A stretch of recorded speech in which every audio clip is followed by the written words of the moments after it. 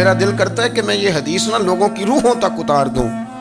حضور فرماتے ہیں میں نے جس کے سامنے دین پیش کیا اس نے دلیل مانگی، وہ بھی کوئی اپنا ہے جو اپنوں سے دلیلیں مانگے، وضاحتیں مانگے، یہ کیسے تھا تو وہ کیسے تھا تو یہ چیز کدھر سے آئی تو وہ کدھر گئی۔ آپ اپنوں سے دلیلیں مانگ رہے ہیں، آپ اپنوں کو کٹہروں میں کھڑا کیا ہے۔ حضور یہ نہیں فرماتے کہ دلیل تھی کوئی نہیں، فرمایا جس نے مانگی میں نے دی دلیل، اور لوگ دلیل دیکھ کے مسلمان ہوئے۔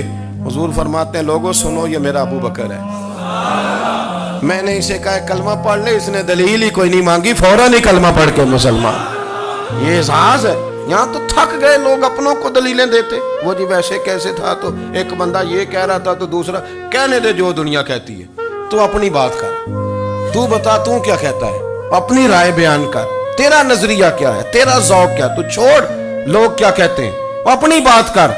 اگر ابو بکر صدیق لوگوں کے کہنوں پہ چلتے تو مکہ تو سارا کچھ اور کہہ رہا تھا، اس وقت تو کچھ تھا ہی نہیں جو کہتا کہ نہیں تو ٹھیک چل رہا ہے، دنیا ساری کچھ اور کہہ رہی تھی، لیکن صدیق اکبر کہہ رہے تھے نہیں نہیں، سچ وہ ہے جو مدینے والے رسول فرماتے ہیں، سچ وہ ہے جو میرے آقا نے فرمایا ہے۔ زندگی میں انہوں نے بتایا لوگوں کو کہ دین کا مزہ لینا ہے تو پھر ذرا غلامی کر کے آتا ہے، پھر ذرا پورا پیار کر کے آتا ہے، پھر پوری محبت دے کے پھر غلامی کا مزہ۔ حضرت اسماء بنت ابی بکر صدیق فرماتی ہیں کہ نبی پاک صلی اللہ تعالی علیہ وسلم نے حرم شریف میں داخل ہوئے، ایام مکہ میں، مکے کے دن تھے، حضور حرم مکہ میں داخل ہوئے، کافروں نے، ابو جہل نے پہلے سے سازش کی ہوئی تھی۔ جیسے ہی حضور اندر داخل ہوئے تو شور کرنے لگا، کہنے لگا یہ تمہارے بتوں کو برا کہتے ہیں اور تمہیں شرم نہیں آتی، یہ تمہارے معبودوں کو گالی دیتے ہیں، معاذ اللہ یہ برا کہتے ہیں، میں خیال نہیں آتا۔ لوگوں کو اشتعال دینے لگا، لوگ مختلف جگہوں سے اکٹھے ہو کے حضور کے گرد جمع ہو گئے۔ آپ نے کہا ہے کہ بت جھوٹے، حضور فرمانے لگے کہا ہے۔ آپ نے کہا ہے کہ یہ کچھ نہیں کر سکتے، فرمایا کہا ہے۔ آپ نے کہا ہے یہ کوئی نفع نقصان نہیں دیتے، حضور فرمانے لگے کہا ہے۔ رسول کائنات صلی اللہ علیہ وسلم سے جو سوال پوچھا حضور نے بیان کیا، چاروں جانب سے وہ نبی کریم پر ٹوٹ پڑے، معاذ اللہ، مارنے لگے۔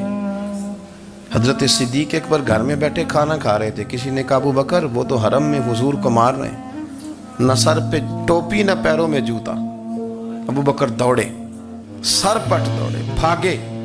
حضور زمین پہ لیٹے ہوئے تھے، وہ تکلیف دے رہے تھے۔ حضرت صدیق اکبر نے 2 کو پکڑ کے ادھر پھینکا، 4 کو ادھر پھینکا، 5 کو ادھر پھینکا، ایک جملہ بار بار زبان سے کہتے، ظالمو انہیں مارتے ہو جو تمہاری نجات کا سامان لے کے آئے، انہیں تکلیف دیتے ہو جو کہتے ہیں اللہ میرا رب ہے، انہیں مارتے ہو، شرم نہیں آتی۔ اب انہوں نے حضور کو چھوڑ کے تو جناب صدیق اکبر کو مارنا شروع کیا۔ حضرت صدیق اکبر، عقبہ بن ابی معیط، عتبہ اتیبہ، ان کے ہاتھوں میں جوتے تھے۔ آج کل جوتے وہ نہیں ہوتے جو اس زمانے میں تھے، جوتا ہوتا تھا لکڑی کا، کھڑاؤں کہتے تھے، وہ جوتے پکڑ لیے اور جناب صدیق اکبر کے سر پہ مارنے شروع کیے۔ سر پہ جوتے لگ رہے ہیں، لگتے جا رہے ہیں، خون بہتا جا رہا ہے۔ حضرت صدیق اکبر نے بازو کھولے ہوئے بے ہوش ہو کے گرے۔ حضرت اسماء کہتی ہیں میرے والد کو لوگ گھر لائے تو سر بھی سارا لہو سے بھرا ہوا تھا، چہرہ بھی سارا لہو سے بھرا ہوا تھا۔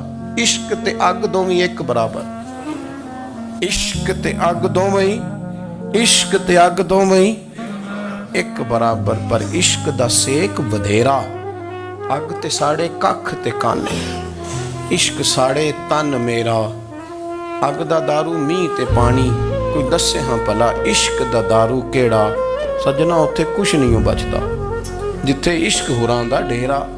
حضرت صدیق اکبر کو گھر لائے تو لہو لہان ہے سارا وجود، خون بہ رہا۔ جناب اسماء کہتی ہے میں نے سر پہ ہاتھ رکھا، دیکھوں کہاں کہاں میرے والد کو، میں رو رہی ہوں، میں نے سر پہ ہاتھ رکھا تو کہتی ہیں بال بھی میرے ہاتھ میں آ گئے اور سر سے چمڑی بھی اتر کے میرے ہاتھ میں آ گئی، گوشت بھی سر سے اترنے لگا، سارا سر ان کا مار مار کے انہوں نے نازک بنا دیا، نرم کر دیا۔